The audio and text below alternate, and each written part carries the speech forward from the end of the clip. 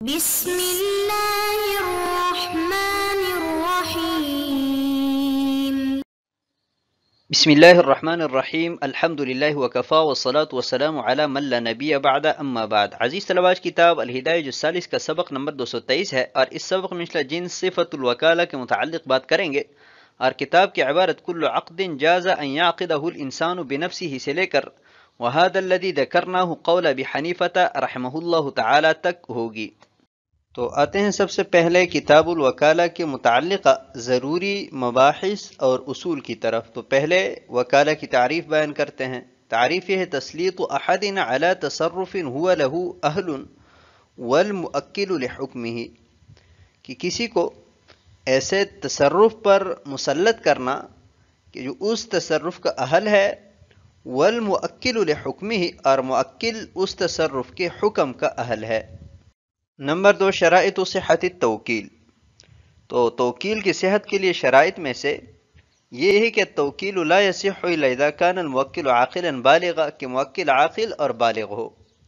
اگر وہ غیر عاقل یا نابالغ ہے تو توکیل درست نہیں ہوگی. والوکیل عاقلا، اور وکیل صرف عاقل ہو اگرچہ بالغ نہ ہو. نمبر 3، الوکیل اصیل فی التصرف نائب فی التنفیذ فی کل عقد لا يحتاج فیہ للاضافة الى الموکل، کہ وکیل ہر ایسے تصرف میں اصیل کی حیثیت رکھتا ہے کہ جس میں عقد کی نسبت موکل کی طرف کرنا ضروری نہ ہو، البتہ تنفیذ میں وہ نائب ہوگا. وفیما يحتاج الى الاضافة الى الموکل فیہ یکون نائبا مطلقا والرسول نائب مطلقا. اور ہر ایسا عقد کہ جس میں عقد کی نسبت موکل کی طرف کرنا ضروری ہوتا ہے تو اس میں وکیل کی حیثیت نائب مطلق اور سفیر محض کی ہوتی ہے. والرسول نائب مطلقا، اور جو قاصد ہوتا ہے وہ بہر صورت نائب ہی ہوتا ہے. نمبر 4، والوکیل اذا خالف لم ينفذ تصرفه على الموکل ثم ان وجد سبیلا على الموکل نفذ علیہ وإلا توقف. وکیل اگر تصرف کرنے میں موکل کی مخالفت کرتا ہے تو وہ تصرف موکل پر نافذ نہیں ہوگا. پھر اگر موکل پر نافذ کرنے کا کوئی طریقہ ہو تو اس پر نافذ ہو جائے گا، وگرنہ موکل کی اجازت پر موقوف رہے گا. نمبر 5، مخالفت الی خیر کلا مخالفت. خیر کی طرف مخالفت عدم مخالفت کی طرح ہی نہیں، ایسا گویا کہ وکیل نے موکل کی مخالفت کی ہی نہیں ہے. جیسا کہ حضور اکرم صلی اللہ علیہ وسلم نے ایک صحابی کو 1 دینار دیا کہ آپ جا کر میرے لیے قربانی کا جانور خریدیں، تو اس نے 1 دینار کے عوض جانور خریدا اور پھر 2 دینار کے عوض فروخت کیا، اور حضور اکرم صلی اللہ علیہ وسلم کے پاس 1 جانور اور 1 دینار لے کر آئیں تو حضور اکرم صلی اللہ علیہ وسلم نے اس کو دعا دی. الاصول فی البیع والشراء، یہ اصول خرید اور فروخت کی وکالت کے متعلقہ ہے. تو اصل نمبر 1، الوکیل بالبیع والشراء لا يملك العقد مع من لا تقبل شهادته له عنده وعندهما يملك اذا كان بمثل القیمت. اگر کسی کو وکیل بالبیع یا وکیل بالشراء بنایا گیا ہے تو اسے اس بات کا اختیار نہیں ہے کہ وہ ایسے شخص کے ساتھ عقد کریں کہ جس کی گواہی اس کے لیے قبول نہیں ہوتی. یہ امام صاحب کا مذہب ہے، اور صاحبین کے ہاں اس کو اس بات کا اختیار ہے، لیکن شرط یہ ہے کہ عقد اس کے ساتھ مثل قیمت کے ساتھ کریں. الوکیل بالشراء لا يملك العقد بالغبن الفاحش بخلاف الوکیل بالبیع فإنه يملك بغبن فاحش عند الإطلاق عنده وقال لا يملكهما بغبن فاحش. وکیل بالشراء کو غبن فاحش کے ساتھ عقد کرنے کا اختیار نہیں ہے، البتہ وکیل بالبیع کو غبن فاحش کے ساتھ بیع کرنے کا اختیار ہے، لیکن شرط یہ ہے کہ اسے مطلقاً وکیل بالبیع بنایا ہو. یہ امام صاحب کا مذہب ہے، اور صاحبین فرماتے ہیں کہ وکیل بالبیع اور وکیل بالشراء دونوں غبن فاحش کے ساتھ عقد نہیں کر سکتے. نمبر 3، الوکیل بالبیع والشراء امین فی المقبوض اصیل فی حقوق.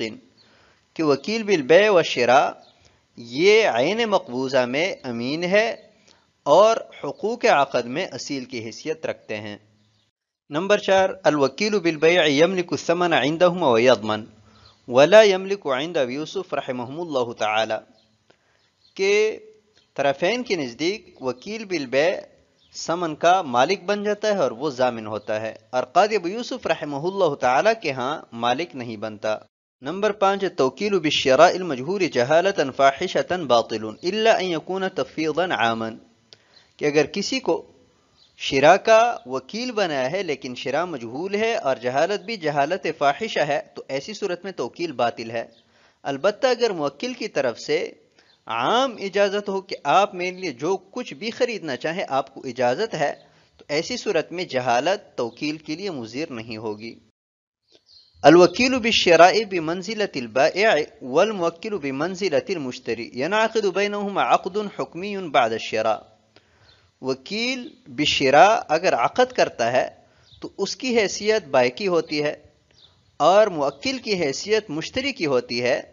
عقد کرنے کے بعد خود بخود ان دونوں کے مابین ایک دوسرا عقد منعقد ہو جاتا ہے۔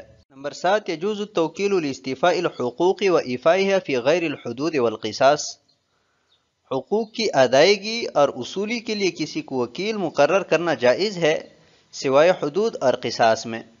حدود اور قصاص کے باب میں بھی حق کی اصولی کے لیے کسی کو وکیل مقرر کرنا جائز ہے، مگر اس میں شرط یہ ہے کہ موکل مجلس میں موجود ہو۔ التوکیل بالخصومت جائز فی الحدود والقصاص، کہ حدود اور قصاص میں وکیل بالخصومہ مقرر کرنا یہ جائز ہے۔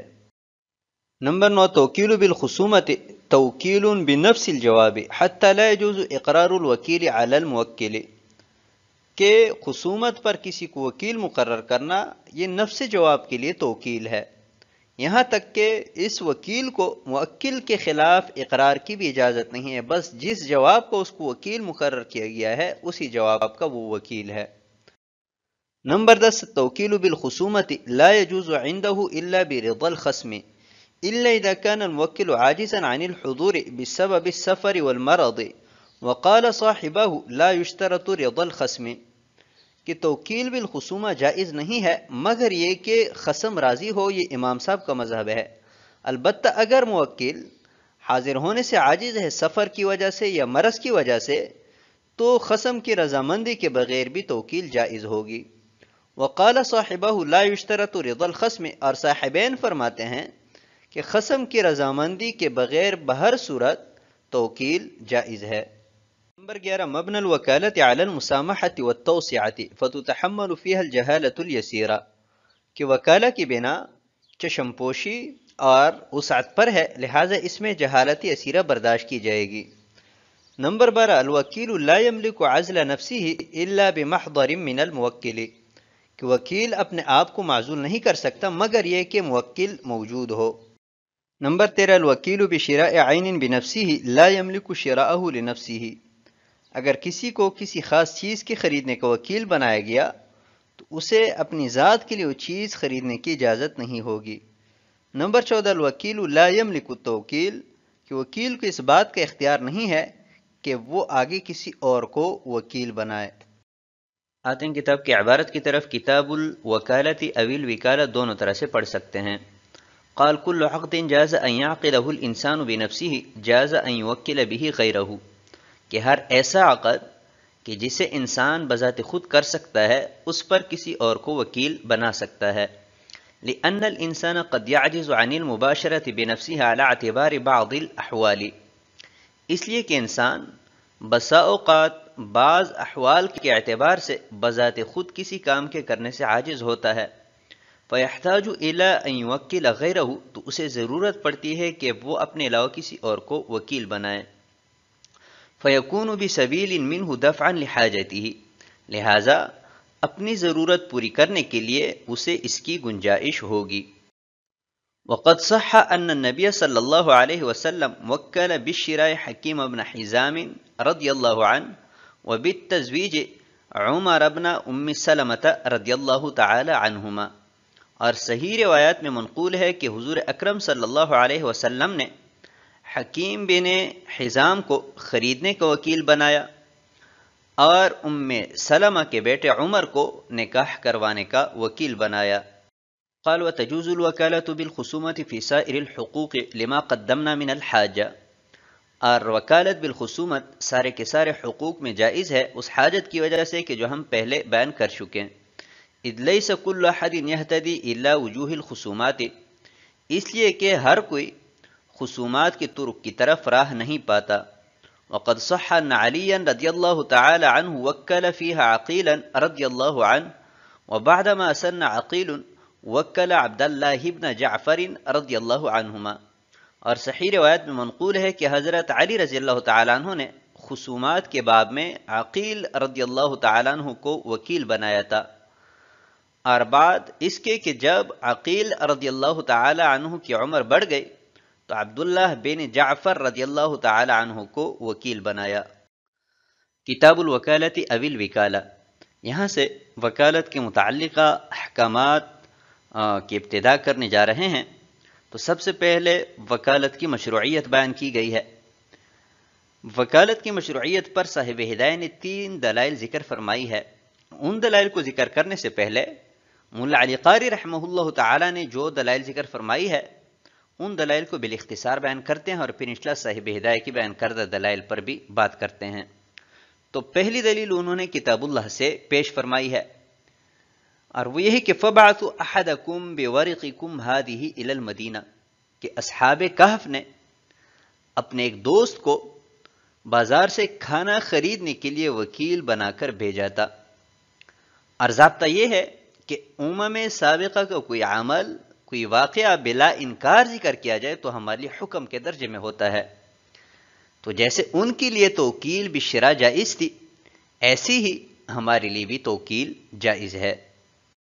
لأن الانسان قد يعجز عن المباشرة بنفسه، یہاں سے صاحب ہدایہ دلائل ذکر فرما رہے ہیں. تو پہلی دلیل یہ ہے کہ بسا اوقات انسان کسی معاملے کے کرنے سے بذات خود عاجز ہوتا ہے، وہ نہیں کر سکتا، اس کو ضرورت ہوتی ہے کہ وہ اس کام اور عمل میں کسی اور کو اپنا قائم مقام بنائے.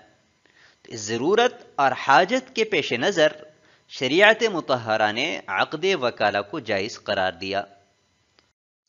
وقد صح ان النبی صلی اللہ علیہ وسلم وکل بالشراء، یہ دوسری دلیل ہے کہ حضور اکرم صلی اللہ علیہ وسلم نے حکیم بن حزام کو قربانی کے جانور خریدنے کے لیے وکیل بنایا تھا. یہ روایت ترمذی شریف میں منقول ہے. تو اس سے بھی معلوم ہوا کہ توکیل جائز ہے، کیونکہ حضور اکرم صلی اللہ علیہ وسلم سے ثابت ہے اور تخصیص پر کوئی دلیل بھی موجود نہیں ہے. وبالتزویج عمر بن ام سلمۃ رضی اللہ تعالی عنہ، یہ تیسری دلیل ہے جو کہ مسند احمد، نسائی وغیرہ میں موجود ہے کہ حضور اکرم صلی اللہ علیہ وسلم نے جب ام سلمۃ رضی اللہ تعالی عنہ کو نکاح کا پیغام بھیجا تو وہ کہنے لگی لیس احد من اولیاء شاہد، تو حضور اکرم صلی اللہ علیہ وسلم نے فرمایا کہ لیس احد من اولیائک شاہد ولا غائب یکرہ ذلک، فقالت لابنها یا عمر قم فزوج النبی صلی اللہ علیہ وسلم فزوجہ. تو ام سلمہ رضی اللہ تعالی عنہ نے اپنے بیٹے عمر کو وکیل بن نکاح بنایا. تو اس سے بھی توکیل کی مشروعیت ثابت ہوئی. وتجوز الوکالة بالخصومة في سائر الحقوق، یہاں سے مسئلہ بیان کر رہے ہیں کہ سارے کے سارے حقوق میں وکالت بالخصومت جائز ہے. وکالہ بالخصومہ یہ ہے کہ کوئی شخص بذات خود قاضی صاحب کے سامنے دعویٰ پیش کرنے سے اور اسی طرح مقدمہ کی پیروی کرنے سے عاجز ہے تو وہ کسی دوسرے کو اپنا نائب مقرر کریں تاکہ وہ قاضی صاحب کے سامنے اس کا دعویٰ پیش کریں اور مقدمہ کی پیروی کریں. فرماتے ہیں کہ یہ معاملہ جائز ہے اور اس کے جواز پر سابق میں بیان کردہ تمام کی تمام دلائل دال ہے. اور یہاں پر صاحب ہدایہ نے حضرت علی رضی اللہ تعالی عنہ کے فعل کو بھی بطور دلیل پیش فرمایا ہے کہ حضرت علی رضی اللہ تعالی عنہ نے خصومات کے لیے عقیل رضی اللہ تعالی عنہ کو اپنا نائب مقرر کیا تھا. جب وہ بڑی عمر کے ہو گئے تو عبداللہ بن جعفر رضی اللہ تعالی عنہ کو خصومات کے لیے اپنا وکیل مقرر کیا. تو اس سے ثابت ہوا کہ وکالہ بالخصومہ جائز ہے. یہ روایت ملا علی قاری رحمہ اللہ تعالی نے بیہقی کے حوالے سے نقل فرمائی ہے، جس کے الفاظ یہ ہے کہ عن عبد اللہ بن جعفر قال كان علي رضي الله تعالى عنه يكره الخصومة، فكان إذا كانت له خصومة وكل فيها عقيل بن أبي طالب، فلما كبر عقيل وكلنيه۔ اور آگے یہ بھی ذکر فرمایا ہے کہ وکالت بالخصومہ کے جواز پر اجماع بھی منعقد ہے۔ قال وكذا بإيفائها واستيفائها، یہاں سے امام قدوری رحمہ اللہ تعالی یہ مسئلہ بیان فرما رہے ہیں کہ تمام حقوق کی ادائیگی اور اصولی کے لیے وکیل بنانا جائز ہے، البتہ حدود اور قصاص میں جائز نہیں ہے، اس لیے کہ حدود اور قصاص کو اصول کرنے کے لیے مجلس قضا میں موکل کا موجود ہونا ضروری ہے۔ اگر موکل موجود ہے تو وکیل ان حقوق کو اصول کر سکتا ہے، اور اگر موکل موجود نہیں ہے تو وکیل کو موکل کے عدم موجودگی میں حدود اور قصاص کا حق وصول کرنا جائز نہیں ہے۔ لأنها تندر بالشبہات، اس لیے کہ بالکل واضح سی بات ہے کہ حدود اور قصاص جو ہے یہ شبہات سے ساقط ہوتی ہے، اور یہاں پر شبہ موجود ہے، اور وہ شبہ یہ ہے کہ اگر موکل خود مجلس قضا میں موجود ہو تو ممکن ہے کہ وہ مجرم کو معاف کر دیں، بلکہ ظاہری یہی ہے کہ وہ معاف کرے گا، اس لیے کہ شریعت مطہرہ نے معاف کرنے کی ترغیب دی ہے، اور مسلمان کے حال سے یہی ظاہر ہے کہ وہ شریعت مطہرہ کی طرف سے اس چیز کی ترغیب دی گئی اس پر عمل کریں۔ تو جب شبہۃ العفو موجود ہے، اس لیے موکل کے عدم موجودگی میں حدود اور قصاص پر وکیل بنانا جائز نہیں ہے، اور نہ ہی وکیل کے لیے جائز ہے کہ اس کے عدم موجودگی میں حدود اور قصاص کا حق وصول کریں۔ بخلاف غیبت الشاہدی، یہاں سے ذہن میں ایک سوال پیدا ہوتا ہے کہ یہی شبہ تو گواہوں کے حق میں بھی موجود ہے کہ وہ گواہی دے دیں، گواہی دینے کے بعد چلے جائیں تو ان کی عدم موجودگی میں قاضی صاحب فیصلہ کر سکتے ہیں، اور حالانکہ اگر وہ موجود ہوتے تو ممکن ہے کہ وہ اپنی گواہی سے رجوع کرتے۔ تو یہ شبہ تو یہاں پر بھی موجود ہے، لہٰذا گواہوں کی عدم موجودگی میں بھی قاضی صاحب کا فیصلہ درست نہیں ہونا چاہیے، مجرم کو سزا نہیں دینی چاہیے۔ تو اس کا جواب دے رہے ہیں کہ ظاہر یہی ہے کہ گواہ اپنے گواہی سے رجوع نہیں کریں گے، اس لیے کہ اس سے ان کا جھوٹا ہونا لازم آئے گا، اور وہ فاسق قرار پائیں گے۔ تو ہر کوئی اپنے آپ کو جھوٹ کے الزام سے اور فاسق بننے سے بچاتا ہے، اس وجہ سے ظاہر یہی ہے کہ گواہ اپنی گواہی سے رجوع نہیں کرے گا۔ تو اگرچہ وہ موجود نہ ہو تب بھی ان کے گواہی پر فیصلہ ہو سکتا ہے، ان کی عدم موجودگی میں بھی مجرم کو سزا دی جا سکتی ہے۔ وبخلاف حالت الحضرت، اور برخلاف صورت کے کہ جب موکل خود مجلس میں موجود ہو، کیونکہ اس کی موجودگی میں شبہۃ العفو منتفی ہو جاتا ہے، تو انتفاع شبہ کی وجہ سے یہ حکم بھی ساقط ہو جائے گا۔ وَلَيْسَ كُلُّ أَحَدٍ يُحْسِنُ الْإِسْتِيفَاءَ، یہاں سے ایک اور سوال کا جواب ہے۔ سوال یہ ہے کہ جب موکل خود مجلس میں موجود ہے تو وکیل بنانے کی ضرورت کیا ہے؟ وہ بذات خود جو ہے حد یا جو قصاص کا حق ہے وہ وصول کریں۔ تو اس کا جواب دے رہے ہیں کہ ہر کوئی اچھے طریقے سے اپنے حق کو وصول نہیں کر سکتا، لہٰذا اس وجہ سے وکالت کے دروازے کو کھولا گیا۔ اگر وکالت کا دروازہ بند کیا گیا تو بہت سارے مواقع ایسے ہوں گے کہ موکل تو موجود ہوگا لیکن اپنے مجرم سے اپنا حق نہیں وصول کر سکے گا، اس وجہ سے اس کی موجودگی میں بھی ان حقوق کے وصولی کے لیے وکیل بنانے کو جائز قرار دیا گیا ہے۔ وَهَذَا الَّذِي ذَكَرْنَاهُ قَوْلَ أَبِي حَنِيفَةَ رَحِمَهُ اللَّهُ تعالی، صاحب ہدایہ فرماتے ہیں کہ جو پہلے تفصیل بیان کی گئی یہ امام اعظم ابو حنیفہ رحمہ اللہ تعالی کے قول کے مطابق ہے۔ وقال ابو یوسف رحمہ اللہ تعالی، قاضی ابو یوسف رحمہ اللہ تعالی کا قول اور اس مسئلہ کے متعلقہ دیگر تفصیلات انشاءاللہ آنے والے سبق میں بیان کریں گے۔ تو آج کے سبق کو ہم اسی پر ختم کرتے ہیں۔ والسلام علیکم ورحمۃ اللہ وبرکاتہ۔